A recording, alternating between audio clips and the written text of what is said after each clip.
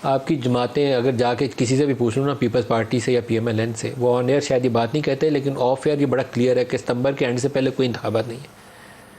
नहीं देखिए, अब जो हालात जहाँ पर हैं तो अभी अक्टूबर में इकट्ठे इंतखाबात हो जाए तो सब बेहतर है। कोई सितंबर एंड है या अक्टूबर का पहला हफ्ता, उससे पहले आप पहले हफ्ते में जो 8 तारीख इलेक्शन कमीशन ने दी थी, जिनकी आईनी जिम्मेदारी है, सोच समझ मौजूदा चीफ जस्टिस के नीचे और मौजूदा सदर के नीचे इलेक्शन में जाना आप नहीं चाहते? उससे कोई फर्क नहीं पड़ता। सदर का क्या इलेक्शन में, चीफ जस्टिस क्या कर ले? चीफ जस्टिस आप वज़ीर आज़म की अभी छुट्टी कराना चाहिए? नहीं, वो आपका बिल उड़ाना चाहिए, उसका तो ना वज़ीर आज़म होगा, इलेक्शन हो रहा होगा, वो एक वोट ही डाल सकते हैं ना। इंटेंशन आप इसलिए हमें ऐसे ही हम कहते रहते इसको इधर जोड़ते हैं उधर जोड़ते कह रहे हैं ना, आपके लोग कह रहे हैं, नहीं तो ना भागते, अभी करा लेते इलेक्शन। मैं तो आज भी 2 महीने बाद तो इलेक्शन के हक में हूँ, इलेक्शन करवाएं। नहीं, आप हक में नहीं है। मैं बिल्कुल हूँ। आप जाती तौर पर होंगे, आपकी जमात नहीं है।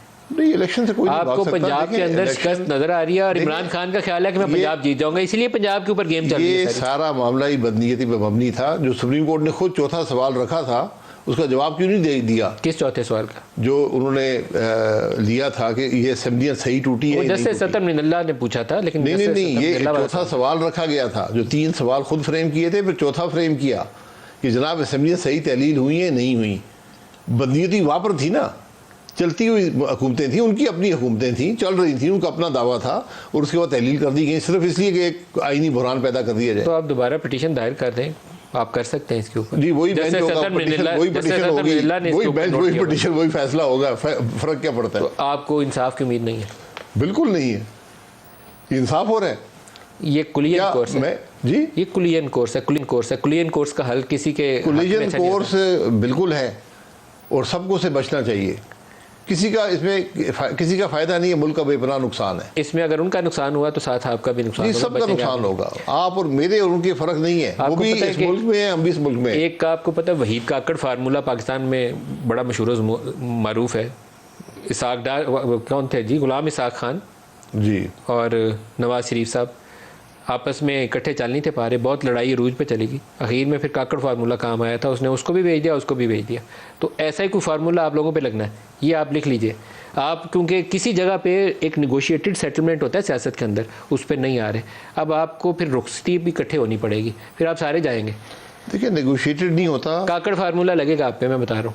आप अगर नहीं रास्ता निकालेंगे तो ख्वाहिशात होती है। मसला ये है, हमारे मामलात में आपकी काफ़ी ख्वाहिशात है, वो बहरहाल मैं उनका एहतराम करता हूँ, लेकिन काकड़ फार्मूला क्या था सर? 6 महीने से इस पूरी कौम को, एक वज़ीर आज़म को आपने कहा जी फारिग कर दे, तो ये होगा। तो ठीक, जब रास्ता नहीं निकालेंगे तो उसके बाद आपको याद होगा कि चीफ जस्टिस और सदर भी गए थे। वो भी आपकी लड़ाई के नतीजे में? हमारी लड़ाई नहीं थी। देखिए, आपकी लड़ाई के नतीजे में सजाद अली शाह और फारूक लगारी की किस बात पर? जब मुल्क का चीफ जस्टिस आप पे हमलावर हो जाए एक हुकूमत पर। सुप्रीम कोर्ट पे स्टॉर्मिंग आपने की थी सर? जी, स्टॉर्मिंग जो है बात की बात है। स्टॉर्मिंग पहले की थी, बाद में सीजे गए, तो सजाद अली शाह उसके बाद करते। स्टॉर्मिंग का आप इन्वेस्टिगेशन करते, क्या हुआ स्टॉर्मिंग में? सबके सामने 97 वाली सिचुएशन पे आप दोबारा करें। 97 में भी उन्होंने कंटेम्प्ट वाला नोटिस सर्व कर दिया था नवाज शरीफ को, और आपने कंटेम्प्ट लॉ पास कर दिया था। लगारी साहब ने उसको साइन करने से इनकार कर दिया था।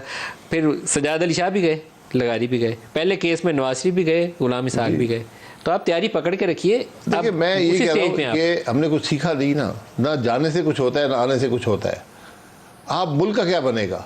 मुल्क का तो अगर इससे हल होता है, कंटेम्प्ट से मुल्क के मामला हल होते, सब पे कंटेम्प्ट लगा दें। मेरी तो वैसे इस वक्त दिली ख्वाहिश पूछें तो यही है कि मुझे आपकी दिली ख्वाहिश का पता है, वो पाकिस्तान को आगे चलने दें, लोगों को आटा रोटी नहीं मिल रही।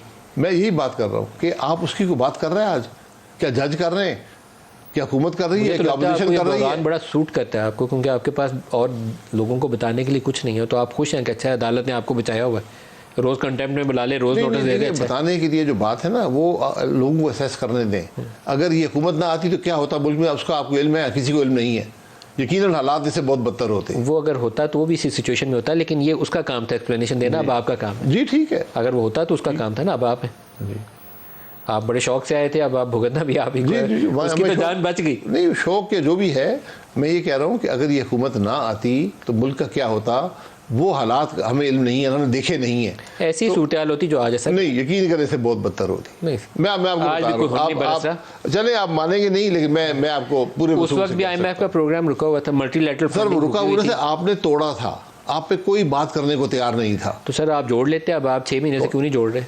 नहीं, ये दिसंबर में किस्त मिलनी थी। इस पे भी बहस हो सकती है। अप्रैल के एंड पे आ गए हैं जी, 3-4 महीने ज्यादा हो गए, जिसको हल करना चाहिए।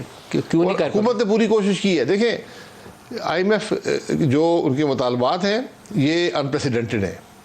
क्या आप किसी दूसरे मुल्क का IMF प्रोग्राम देख लें, हमारे अपने प्रोग्राम देख लें, कभी इस किस्म की शराइत नहीं रखी। मतलब क्या वजूहत है, मैं इसके बारे में उन्होंने क्या चीज़ ऐसी मांगी जो इकॉनमी से नहीं। हटके क्या चीज़ थी जो उन्होंने कह दी कि आप करें? कोई गैर इकोनॉमिक इशू थे उसमें? नहीं, नॉन इकोनॉमिक इशू। आप ये कह रहे हैं कि पैसे उस वक्त आएंगे जब आप मज़ीद पैसे लेकर आएंगे और उस पैसे की तादाद बढ़ती जाती है। भाई IMF प्रोग्राम में जाते ही आप इसलिए हैं कि आप बोरो कर सकें मज़ीद पैसा आसान शराइत पर। वो कह रहे नहीं, पहले आप पैसे लेकर आए फिर हम IMF प्रोग्राम को अप्रूव करेंगे। सर ये चिकन एंड एग स्टोरी जो है ना, ये कुछ मेरी समझ में नहीं आ रही।